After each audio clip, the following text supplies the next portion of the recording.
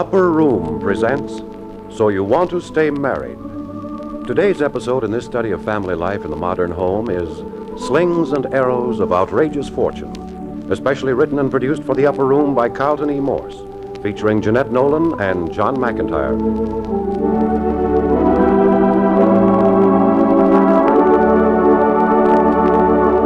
Where there is marriage, there is conflict. There are still many people who believe that to be a cynical statement. On the other hand, students of family relationship insist that if more young married people understood in the beginning that some conflict in marriage is normal and inevitable, there would be fewer divorces in the long run. Too many young people immediately decide they made a bad marriage when they discover they have wide differences of opinions, unlike tastes, habit, and personal peculiarities which don't coincide. They're frightened and disillusioned. But not David and Elizabeth. Oh, for crying out loud, David, will you stop whistling between your teeth? Was I? You want to drive a person crazy? Why don't you stop it? I guess it's a habit. It's because you're bored with me. Hey, darling. I can tell. Your interests are all down at the office. The minute you come in the house and I start to talk to you, that bored look comes on your face and you start whistling under your breath. That's not true, Elizabeth. I think it is.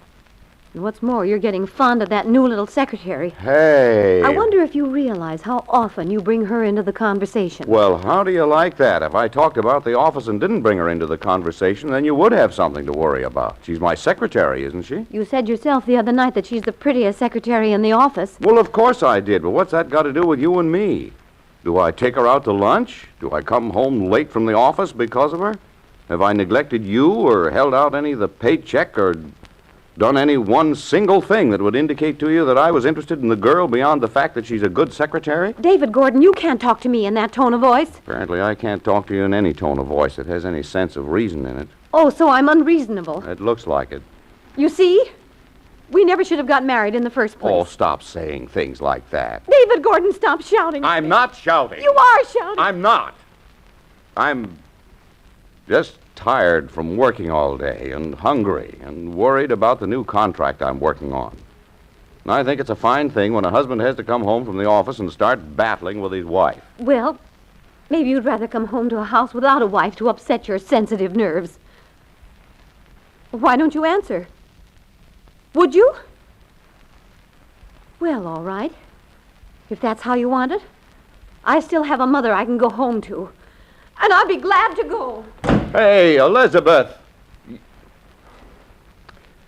Hey, for the love of Mike, where's that book that Elizabeth's mother gave us when we got married? It's around here someplace. Building Your Marriage. Building Your Marriage. Well, where? Oh, yeah, here it is. Now, where's that chapter on settling your differences? Yeah, here it is. Settling Your Differences. Boy, Elizabeth and I have used this part of the booklet so much it's worn to a frazzle. Go away. I'm packing my suitcase. I want to read you something. I don't want to hear it. David, get out of this bedroom. I want to read you something from Building Your Marriage. I don't want to build my marriage. I don't want to have anything further to do with you or your name or your house or anything that reminds me what a mistake I made when I let you talk me into thinking you love me. Elizabeth, that's silly. Oh, so it's silly. You know it is. Mother will be very glad to hear that you think her daughter's a silly little fool. I didn't say. Elizabeth, come out of the bathroom. Okay. Thank goodness for paper-thin walls in these modern apartments. At least you can still hear me. Go away. I hate you. It says here, most fights start from some trivial thing. That just shows you how wrong that book can be. It doesn't take much when one or the other person is all on edge. I was not on edge. I've been just as happy as I can be all day until you came home and started looking bored and whistling through your teeth. It says here, husband and wives lash out at each other, oftentimes because they feel safe enough with each other to use their relationship as a safety valve to release tensions that have been piling up. Oh, so now I lash out at you. No, I lashed out at you. You did not. Yes, I did. I shouldn't have gotten mad when you said I was interested in the secretary. It's so trivial, so wrong. It wasn't important, and yet I did get mad and lash out because I've been worried about the contract I'm working on down at the office. Oh, don't be so noble. I'm not. You are, too. You know I started all this because I yelled at you about whistling under your breath and looking bored. I wasn't bored. Honestly, I was worried about the contract. My mind kept going back to what I ought to do if I'd keep office work down at the office and pay more attention to you when I come home. David Gordon, don't you say that. It's my job to know when you come home from the office tired and worried and make things comfortable for you. You do make things comfortable. I don't either. And I know you don't care about that secretary, and I know you care more about me than you do about the office. I know all these things, but I've been so burned up all day at that Mrs. Hazelton. Well, the vice president's wife? Yes, she called up and asked me to lunch, and then she said she was going to tell me something for my own good, and then she hit me with it. What did she say? She said I was too much of a home girl for my husband's good. If I was more of a social butterfly... Well, what's she got to do with our lives? Who does she think she is? Anyway, that's what got me going. I kept thinking what a failure I was. But you're not. And how I hadn't asked you for any new clothes in almost 2 years. Oh, bless your heart. And what a cute girl was in your office. You want to know something about her? What? She's married to a great big bruiser of a taxicab driver. And he's so crazy about her, he brings her to work in the morning, meets her for lunch, and drives her home after work in the evening. Is it crazy in love or crazy with jealousy? Well, I don't know, but she likes it, whatever it is. Oh, David. I'm so sorry. And you're not going home to Mother? I am not. Well, I'm glad, because it says here, don't run home to Mama. The first thing to remember in dealing with such conflicts is not to run out on them. The wife who runs home to Mother and the man who seeks refuge at his club are settling nothing. At best, they're postponing the inevitable. Well, I've got a mother, but you haven't got a club. You ought to have one. So I'll have a club that I'm not supposed to run to? Oh, come on out in the kitchen and bring the book. Yeah, I'm starved. All I have to do is take things up. It'll only be a minute. You want to hear some more out of this book? It's getting to be our Bible. Yes, what else does it say about family conflicts? Well, here's a whole chapter on how to quarrel constructively. You're kidding. No, I'm not. The author lists 8 good, solid ways to quarrel with wife or husband constructively. Well, for goodness sakes, let's have them. First, accept the fact of conflict without shame or pretending it isn't there. Remember that conflict is normal. We do that. Yeah, I guess we do at that. If anybody'd been listening to us 10 minutes ago, they'd know we don't go into silence to lick our wounds. Number 2, try to find out what the whole thing means to your mate. What's eating him or her, and why? Try to keep calm as you can yourself while you encourage him to talk it all out. It's a hard one to do. Yeah, and I didn't do it a few minutes ago.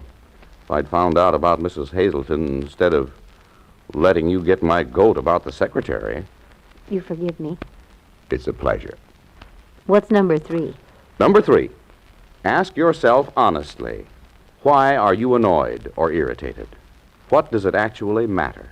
I don't quite get that. Well, it gives an illustration. For instance, Andrew found that he got riled whenever his wife set her mouth in a thin line because that habit was associated with a dominating aunt who made his life miserable as a boy. Say, do I have any little personal traits that drive you crazy?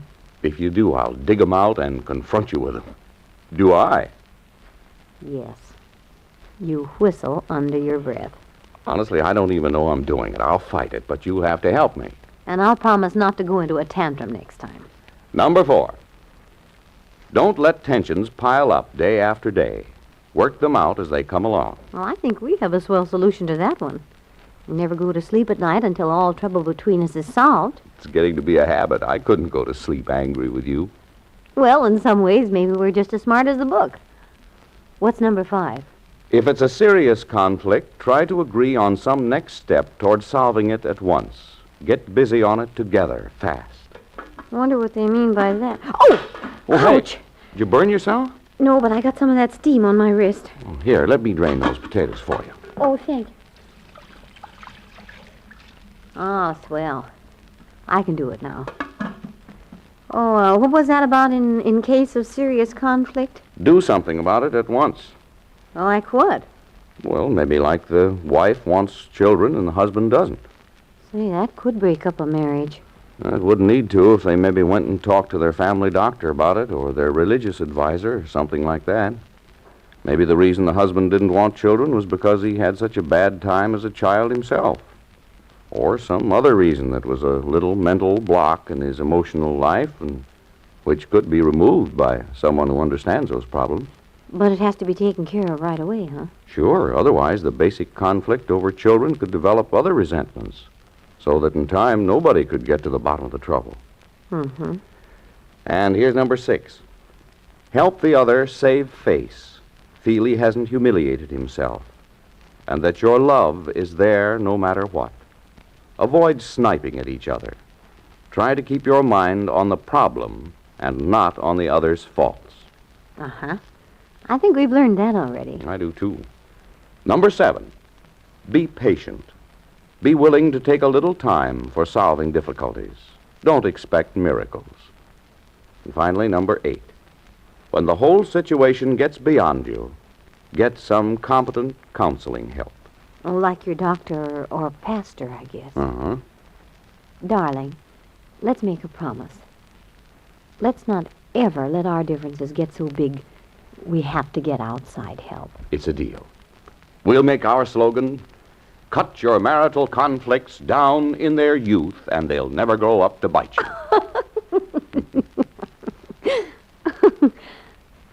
Oh, I love you.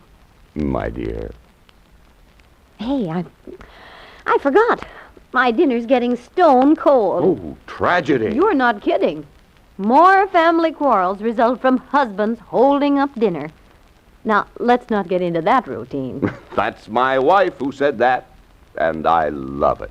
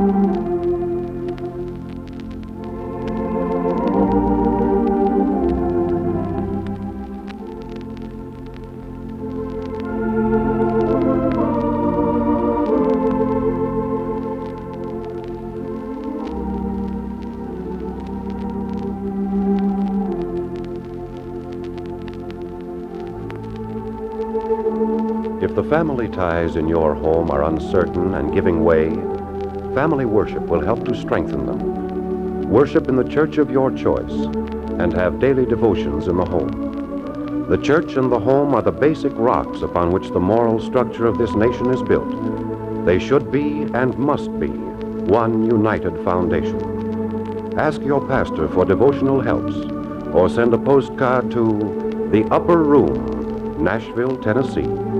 Your announcer, Russell Thorson.